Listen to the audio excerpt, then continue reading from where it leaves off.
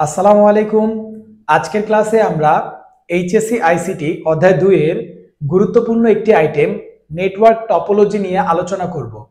প্রত্যেকেরই যেহেতু সামনে পরীক্ষা, এই টপিকটা থেকে প্রতি বছরই প্রশ্ন আসতে দেখা যায়। তো এই টপিকটা যদি তুমি পড়ে যাও, তুমি শিওর থাকো যে তুমি অ্যান্সার করে আসতে পারবে। তো আমি খুব সহজে টপিকটা আলোচনা করব, কিভাবে কিভাবে চিত্র দিয়ে আসে এটা আমি সবকিছু বিস্তারিত বুঝিয়ে দিব। তো নেটওয়ার্ক টপোলজি জিনিসটা কি, টপোলজি কাকে বলে আগে আমাদের এটা বুঝতে হবে। যে আকৃতিতে কম্পিউটার নেটওয়ার্ক সমূহ সাজানো থাকে তাকে কি বলে? টপোলজি বলে। মানে একটা আকৃতি থাকবে, কম্পিউটার নেটওয়ার্ক গুলো যে থাকবে ওটার একটা আকৃতি থাকবে, ধরন থাকবে, যেভাবে থাকবে যেই টপোলজি থাকবে সেটাকে সেই টপোলজি বলবে। তো টপোলজি জিনিসটা কি? কম্পিউটার গুলো যেভাবে সাজানো থাকে ওই জিনিসটাই হচ্ছে টপোলজি। এই কারণে আমি লিখছি কি, যে আকৃতিতে কম্পিউটার নেটওয়ার্ক গুলো সাজানো থাকে তাকে কি বলে? টপোলজি বলে। এটা ক মার্কের জন্য আসে। এখন এই টপোলজি হচ্ছে 6 প্রকার। 6 প্রকারের চিত্র প্লাস ব্যাখ্যা এখন আমি করব। তো দেখেন, 1 নম্বরে বলছে কি, বাস টপোলজি। বাস টপোলজির চিত্রটা থাকবে এইরকম। ওকে, বাসের আকৃতি। বাসে কি হয়, বাসে আমরা শুরুতেই রাস্তা পাই, তাই না? তাহলে এই পাশে সিট থাকে, এই পাশেও সিট থাকে। তো দেখেন তো, এইখানে একটা তার আছে, তারের দুই পাশে কি আছে? কম্পিউটার আছে। এখানে কিছু কম্পিউটার, এখানে কিছু কম্পিউটার। তো এটাই কি, বাস টপোলজি, পুরো বাসের আকৃতি। ওকে, এখানে আমাদের এই মূল তার যেটা আছে না, মূল তারের সাথে কিন্তু প্রত্যেকটা কম্পিউটার কি সংযুক্ত আছে। তো আমাদের ধরেন একটা কম্পিউটার নষ্ট হয়ে গেল, তাহলে কি আর তথ্য দিতে পারবে এই কম্পিউটার অন্য কম্পিউটারদেরকে? দিতে পারবে না কিন্তু। ওকে, তারপর এই কম্পিউটারটা ধরেন নষ্ট হয়ে গেল, তাহলে বাকি কম্পিউটার গুলোকে কি এই কম্পিউটার তথ্য দিতে পারবে? না, কিন্তু বাকি কম্পিউটার তাদেরকে তথ্য দিতে পারবে। এই দুইটা অচল হয়ে যাবে। ওকে, এখন দেখেন তো, আমার যদি এই তারটাই নষ্ট হয়ে যায় তাহলে কি কেউ কাউকে তথ্য দিতে পারবে? কারণ এই তারের মাধ্যমে সবাই কিন্তু সংযুক্ত ছিল। তারটা নষ্ট হয়ে গেলে কেউ আর কাউকে সংযোগ দিতে পারবে না বা তথ্য দিতে পারবে না। ওকে, তাহলে আমাদের এটা কিন্তু ভালোভাবে মাথায় রাখতে হবে, বাস টপোলজিতে মূল তার নষ্ট হয়ে গেলে কেউ কাউকে আর কি দিতে পারে না? তথ্য আদান প্রদান করতে পারে না। ওকে, এতটুকু যদি মনে রাখেন হবে। এখন এই বাস টপোলজিতে আমরা একটা ব্যাকবন আছে। ওকে, ব্যাকবন ইউজ করে আরো কম্পিউটারের সংখ্যা বাড়াতে পারি। ওকে, কম্পিউটারের সংখ্যা আরো বাড়াতে পারবো বাস টপোলজিতে। তো এতটুকু জানলেই চিত্র সম্পর্কে এনাফ। আপনাকে এই চিত্রটা দিবে, চিত্রটা দিয়ে বলবে এটা কোন টপোলজি, গ নাম্বারে। ওকে, তো আপনি বলবেন এটা বাস টপোলজি। এখন বাস টপোলজি কাকে বলে, এটার সুবিধা কি আমি একটু বলবো, আপনারা নোট করে ফেলবেন। ওকে, বাস টপোলজি হচ্ছে যে টপোলজি বাসের আকৃতিতে সাজানো থাকে তাকে বাস টপোলজি বলে। একদম সহজ সংজ্ঞা, বইয়ের সংজ্ঞা লেখার দরকার নেই, এটা লিখবেন, কেউ কাটবে না। ওকে, এটাই অ্যান্সার দিবে। তাহলে যে টপোলজিতে বাসের আকৃতিতে কম্পিউটার গুলো সাজানো থাকে তাকে কি বলে? বাস টপোলজি বলে। এবার বাস টপোলজির বৈশিষ্ট্যগুলো কি কি, সুবিধা অসুবিধাগুলো কি কি আমি যদি একটু বলি। এটাতে খরচ কম। বাস টপোলজির কি, খরচ অনেক কম।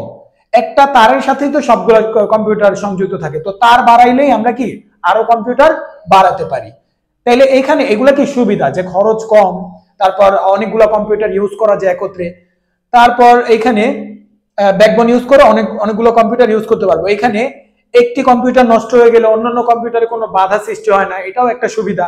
ওকে, লেখা ফেলেন। তাহলে খরচ কম, একটি কম্পিউটার নষ্ট হয়ে গেলে অন্য কম্পিউটারে বাধাগ্রস্ত হয় না, এটা আরেকটা মানে সুবিধা বললাম। এবার অসুবিধা কি, দুইটা সুবিধা দুইটা অসুবিধা লেখা রাখেন। অসুবিধা কি, মূল তার নষ্ট হয়ে গেলে পুরা নেটওয়ার্ক ব্যবস্থা নষ্ট হয়ে যায় বা অচল হয়ে পড়ে।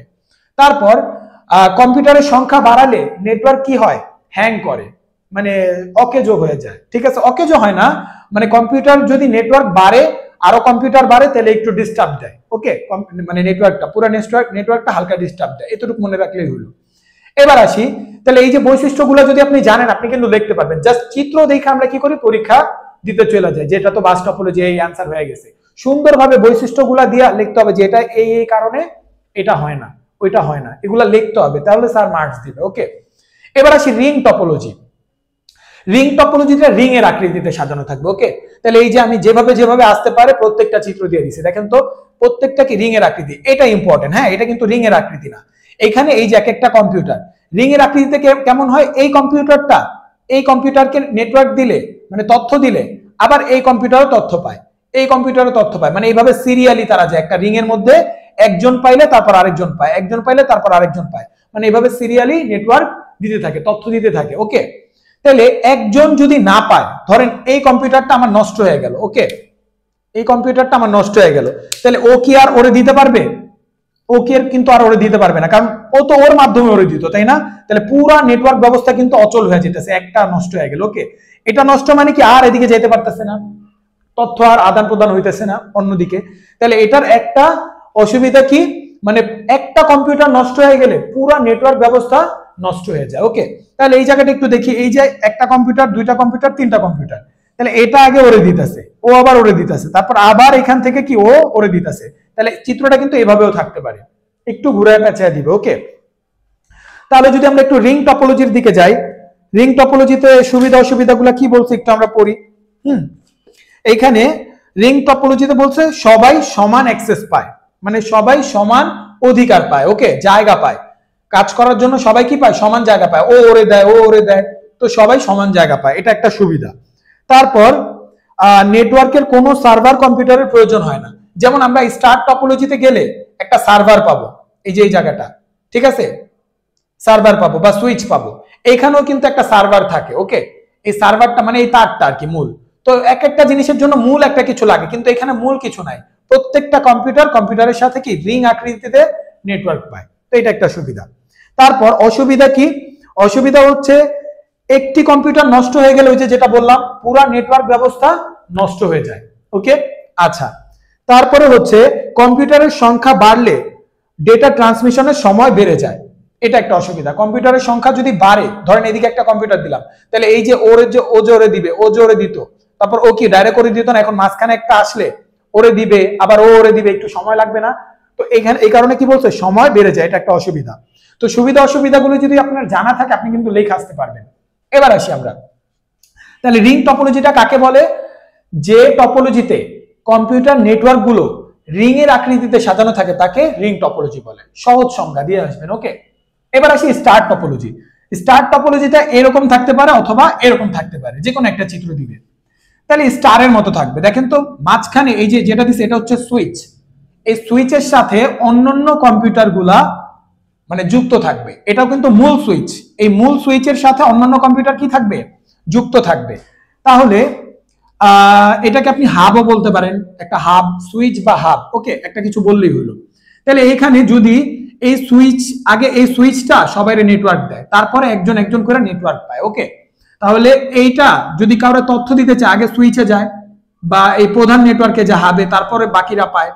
তো এইটা যদি নষ্ট হয়ে যায় বাকিরা মানে ওদের নেটওয়ার্ক দিতে পারবে না, বাকিরা তো কাজ করবে বাকিদের মতো, ঠিক আছে। বা এইটা নষ্ট হয়ে গেলে ওরা নেটওয়ার্ক মানে একজন আরেকজনকে দিবে, এগুলা কি কাজ করবে না।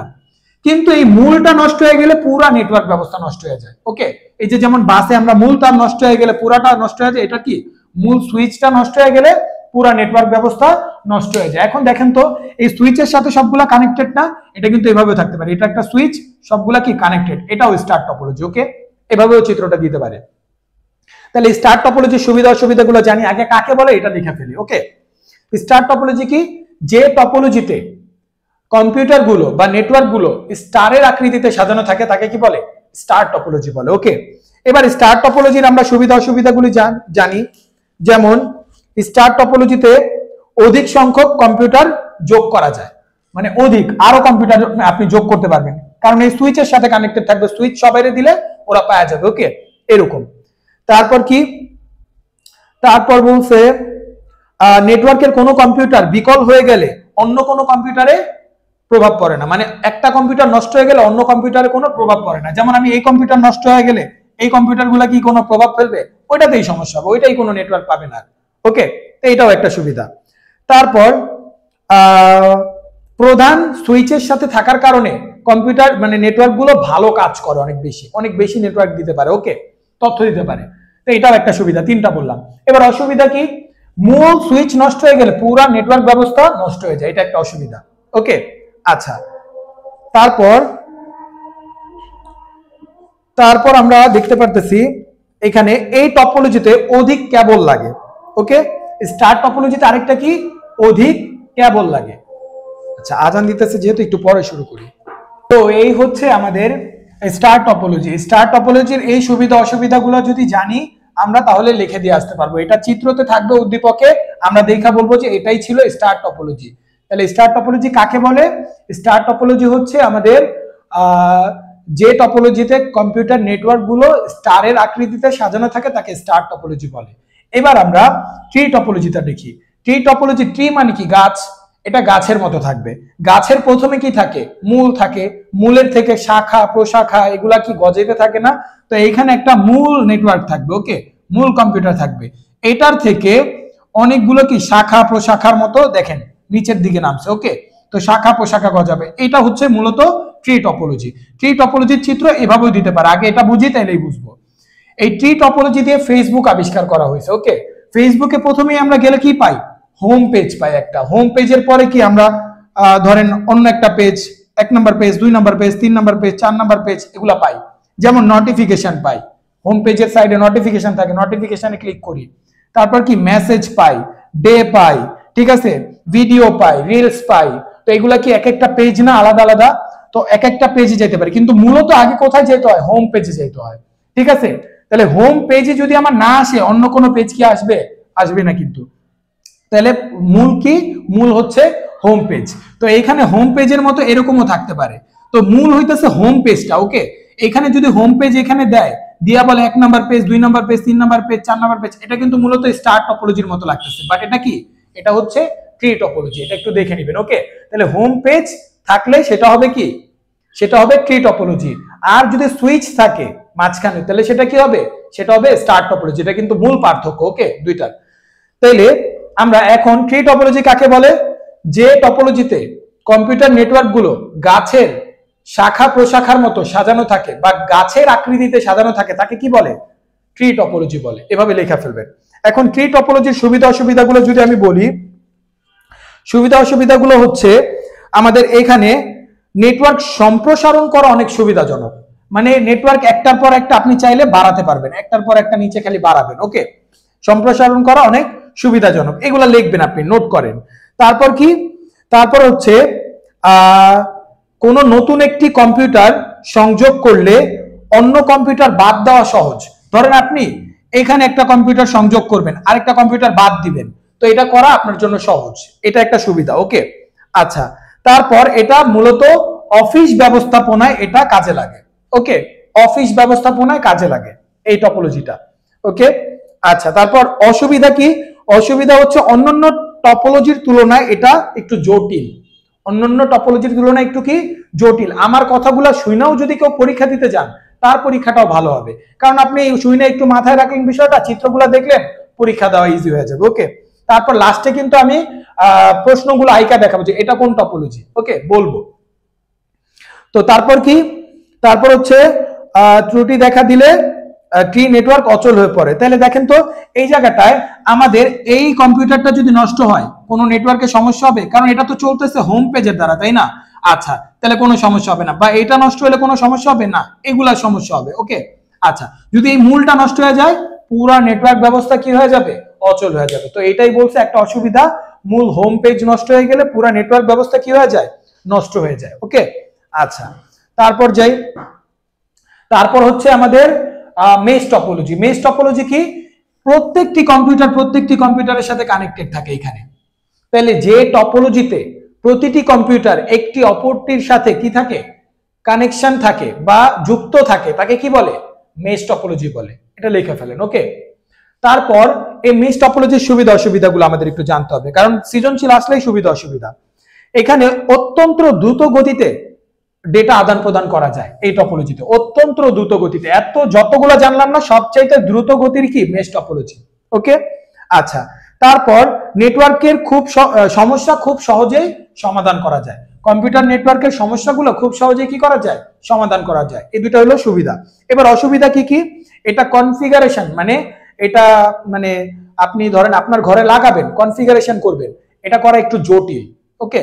সবাই পারে না এটা কনফিগারেশন করতে, একটু ইনস্টল করা কি? জটিল। তারপর কি? এটার খরচ অনেক বেশি, যেহেতু ভালো জিনিস খরচ তো বেশি হবে, এটার খরচটা কি? বেশি। এই দুইটা কি? অসুবিধা।